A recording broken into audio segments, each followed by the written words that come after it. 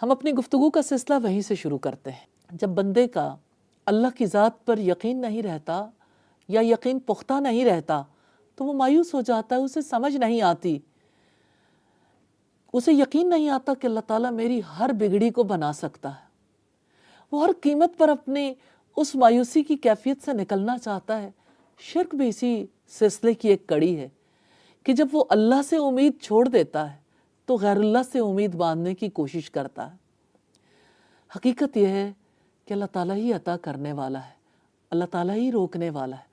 نبی صلی اللہ علیہ وسلم کس طرح نماز کی تسبیحات میں بھی اس دعا کو رکھتے تھے، اللہم لا مانع لما آتیت، اللہ کوئی روکنے والا نہیں جس کو تو عطا کر دے، ولا معطی لما منعت، اور کوئی عطا کرنے والا نہیں جس کو تو روک دے۔ تو اللہ کی رحمت سے مایوس ہونے والا کافر ہے اور اللہ کی تقدیر سے ناراضگی کی نشانی ہے۔ تقدیر کا یقین جب کم ہوتا ہے، پھیکا پڑ جاتا ہے، تو انسان کو مایوسی لاحق ہو جاتی ہے۔ تو غم اور ناامیدی انسان کو کسی قابل نہیں چھوڑتے۔ اس وجہ سے بچوں کو ابتدائی زندگی میں ہی غم کو ہینڈل کرنا سکھانا چاہیے۔ کتنے ہی بچوں کو آپ دیکھتے ہوں گے غم مناتے ہوئے اپنی پسند کی کسی چیز کے نہ ملنے پر۔ یہ وہ چیزیں ہیں جو انسان کو بہت تسلی دیتی ہیں۔ اور پھر یہ کہ غم جو ہے وہ ناجائز کاموں تک پہنچاتا ہے، انسان ہمیشہ تکلیف میں رہتا ہے۔ کیا آپ کو مشکل نہیں لگتا غم منانا، غم کو تر و تازہ رکھنا؟ غم منانے سے کتنی قوتیں ضائع ہوتی ہیں، وہ قوتیں جو کتنے پازیٹیو کاموں میں لگ سکتی ہیں۔ غم انسان کو کھا جاتا ہے، غم کی وجہ سے پستیاں انسان کا مقدر بن جاتی ہیں، دلچسپی نہیں رہتی کسی چیز سے بھی، زندگی کی دوڑ میں لوگ پیچھے چلے جاتے ہیں، غور و فکر کی صلاحیت انسان کھو دیتے ہیں اور آزادی بھی ختم ہو جاتی ہے۔ مایوسی سے کوئی انسان بڑے مقاصد کے حصول میں کامیاب نہیں ہو سکتا۔ مایوس انسان ہمیشہ ایک ہی چیز تلاش کرتا ہے۔ کیا مجھے بتائیں کہ وہ کیا چیز ہے؟ ایک چیز کی اسے کھوج ہوتی ہے۔ وہ کس کو تلاش کرتا ہے جو مایوس ہو جاتا ہے؟ مایوس انسان ہمیشہ شیطان کا متلاشی ہوتا ہے، جو اسے اور مایوس کر دے، اور زیادہ اسے دلدل میں دھکیل دے۔ کسی نہ کسی شیطان کی تلاش انسان کو اور زیادہ مایوس کرتی چلی جاتی ہے، اور اللہ تعالیٰ رحم کرے ہر شخص کو ایسا شیطان مل بھی جاتا ہے۔ شیطان کو تو بہت خوشی ہوتی ہے، لیکن مایوس انسان کو کبھی خوشی نہیں ہوتی۔ پھر شیطان کیا کرتا ہے؟ دشمنی کے مقاصد کو بھرپور طریقے سے پورا کرتا ہے اور برے کام کو ایسے انسان کے لیے خوشنما بنا کر پیش کرتا ہے۔ اور آپ دیکھیے کہ کتنے لوگوں کو مایوسی جو ہے خودکشی تک لے جاتی ہے۔ نبی صلی اللہ علیہ وسلم نے کس قدر خوبصورتی سے سمجھایا۔ سیدنا صہیب بن سنان سے روایت ہے، نبی صلی اللہ علیہ وسلم نے فرمایا، بندہ مومن کا حال بھی کتنا عجیب ہے۔ جب اسے کوئی نعمت ملتی ہے وہ شکر ادا کرتا ہے اور اجر پاتا ہے، جب اس پر کوئی مصیبت آتی ہے وہ صبر کرتا ہے اور اجر پاتا ہے۔ یہ بخاری اور مسلم کی روایت ہے۔ تو مومن غم میں بھی اللہ تعالیٰ کی تقدیر پر ایمان رکھتا ہے۔ بہت ہی پیاری روایت ہے ترمذی کی، یہ 2516 نمبر روایت ہے۔ نبی صلی اللہ علیہ وسلم نے ایک بار سیدنا عبداللہ ابن عباس سے کہا، یا غلام، اے لڑکے، میں تجھے چند باتیں بتاتا ہوں۔ ریلی یہ بہت عمدہ وصیت ہے، اسے یاد رکھیے گا، بہت نفع دے گی انشاءاللہ۔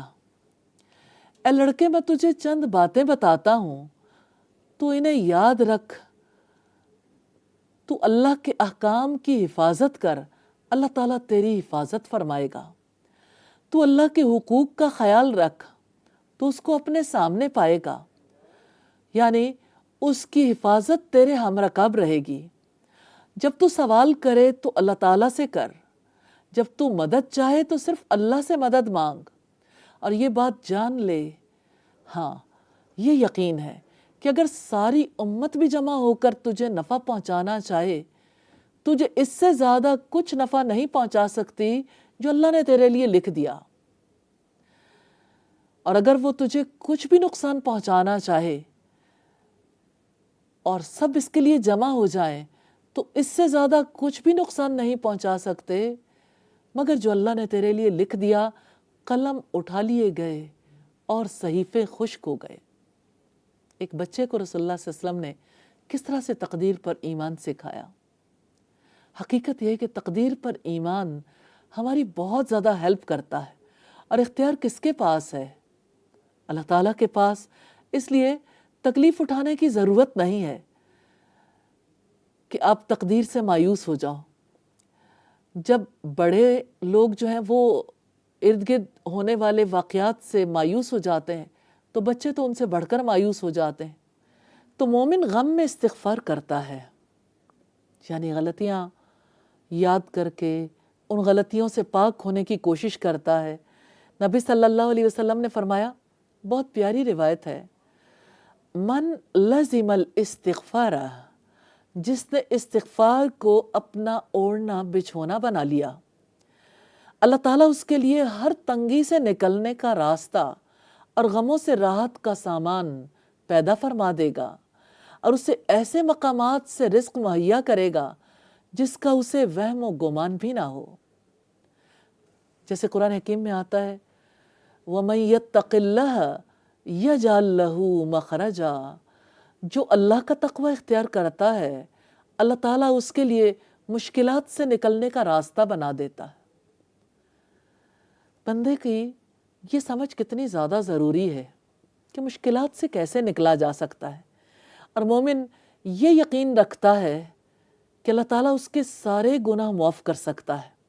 جیسا کہ آپ صلی اللہ علیہ وسلم نے فرمایا، جب آپ کو بخار تھا، حضرت عبداللہ ابن عباس سے روایت ہے کہ میں رسول اللہ کی خدمت میں حاضر ہوا اور حال یہ تھا کہ آپ کو بخار تھا۔ میں نے ہاتھ رکھ کر دیکھا، میں نے عرض کیا، اللہ کے رسول آپ کو تو بہت سخت بخار ہے۔ رسول اللہ نے عرض کیا، ہاں مجھے تم میں سے 2 آدمیوں کے برابر بخار ہوتا ہے۔ راوی کہتے ہیں کہ میں نے عرض کیا، اس کی کیا وجہ ہے کہ آپ کے لیے کیا اس کی وجہ سے دوہرا اجر ہے؟ رسول اللہ نے فرمایا ہاں۔ پھر رسول اللہ نے فرمایا، جس مسلمان کو کوئی تکلیف آتی ہے، یہ بہت اہم بات ہے، تو اللہ تعالیٰ اس کی تکلیف کے بدلے میں اس کے اس دن کے گناہ معاف کر دیتا ہے، کہ جس طرح موسم بہار میں درخت سے پتے جھڑتے ہیں اور زہر کی حدیث میں ہاتھ لگا کر دیکھنے کے الفاظ نہیں ملتے۔ صحیح مسلم کی 6559 نمبر روایت ہے، جس سے ہمیں یہ پتہ چلتا ہے کہ مومن پر جب مصائب آتے ہیں تو دراصل اس کی وجہ بھی اللہ تعالیٰ کی محبت ہے، اس کی حکمت ہے کہ وہ مومن کو پاک صاف کرنا چاہتا ہے، اور مومن کو کس طرح سے اس کی وجہ سے اجر بھی عطا فرماتا ہے۔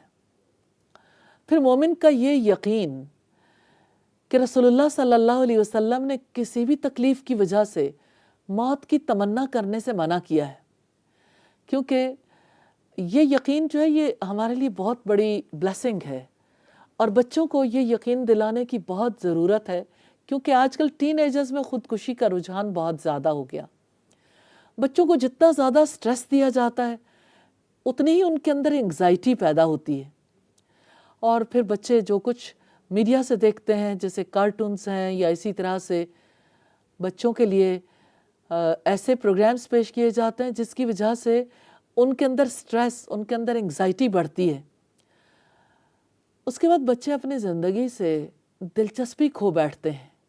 سیدنا انس بن مالک نے بیان کیا، نبی کریم صلی اللہ علیہ وسلم نے فرمایا کہ کسی تکلیف میں اگر کوئی شخص مبتلا ہو تو اسے موت کی تمنا نہیں کرنی چاہیے، اور اگر کوئی موت کی تمنا کرنے ہی لگے تو یہ کہنا چاہیے، اے اللہ جب تک زندگی میرے لیے بہتر ہے مجھے زندہ رکھ، اور جب موت میرے لیے بہتر ہو تو مجھ کو اٹھا لے۔ بخاری کی 5671 نمبر روایت ہے۔ یعنی میری بہتری کا آپ لحاظ رکھنا، تو غم کی وجہ سے नाउमीदी आती है, और नाउमीदी को दूर करने वाली चीज़ अल्लाह ताला पर यकीन, उसकी तकदीर पर यकीन है। और इसको सीखने की ज़रूरत है। जितना आपका यकीन बढ़ेगा, नाउमीदी उतनी ही ख़त्म हो जाएगी इंशाअल्लाह।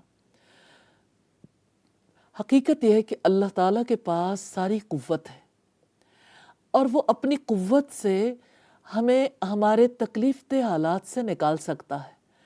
तो जो रब रात की गोद से सुबह की रोशनी फोड़ निकालता है, वो रब जो मक्खी के पेट से शहद निकालता है, क्या वो हमें हमारे बुरे हालात से नहीं निकालेगा? वो रहीम है, वो करीम है, उसी की ज़ात से हमें उम्मीद रखनी है। गम और डिप्रेशन के इलाज के लिए नबी सल्लल्लाहु अलैहि वसल्लम की दुआएं हमारे लिए हेल्पफुल हो सकती हैं। हकीकत यह है कि गम की वजह से इंसान की शख्सियत में ज़्यादा बड़ा अदम तवाज़ुन आ जाता है। तो गम में अल्लाह ताला की रहमत से फरियाद करने की ज़रूरत है। जैसे हज़रत अली कहते हैं कि मैं बदर के दिन गया ये देखने के लिए कि आप सल्लल्लाहु अलैहि वसल्लम इस मौके पर क्या दुआ कर रहे हैं, क्या फरियाद कर रहे हैं। तो कहते हैं मैंने देखा रसूलुल्लाह ये दुआ कर रहे थे, या हय्यो या क़य्यूम बिरहमतिका अस्तगीस, कि ए ज़िंदा रहने वाले, ए कायम रहने वाले, मैं तुझसे तेरी रहमत की फरियाद करता हूँ। और इसी तरह से आप सल्लल्लाहु अलैहि वसल्लम ने फरमाया, तिर्मिज़ी की 3524 नंबर रिवायत है, आपने फरमाया लाजिम पकड़ो तुम ज़ुल जलाली वल इकराम को, यानी ये कहकर अल्लाह ताला से दुआ करो, ए बड़ाई वाले, ए बुजुर्गी वाले, या ज़ल जलाली वल इकराम, या ज़ल जलाली वल इकराम। ये बात याद रखिएगा कि परेशानी और गम का शिकवा सिर्फ अल्लाह ताला से करना है। जैसे कि सैयदना याकूब अलैहिस्सलाम ने, सूरा यूसुफ में इसका तज़किरा मिलता है, उन्होंने अल्लाह ताला से फरियाद की थी, इन्नमा अश्कु बस्सी व हुस्नी इलल्लाह व आलमु मिनल्लाहि मा ला तालमून। मैं अपनी ज़ाहिर हो जाने वाली बेकरारी और गम का शिकवा सिर्फ अल्लाह ताला से करता हूँ, और मैं अल्लाह ताला की तरफ से वो कुछ जानता हूँ जो तुम नहीं जानते। हम अपनी गुफ्तगू का सिलसिला जारी रखेंगे छोटी सी ब्रेक के बाद।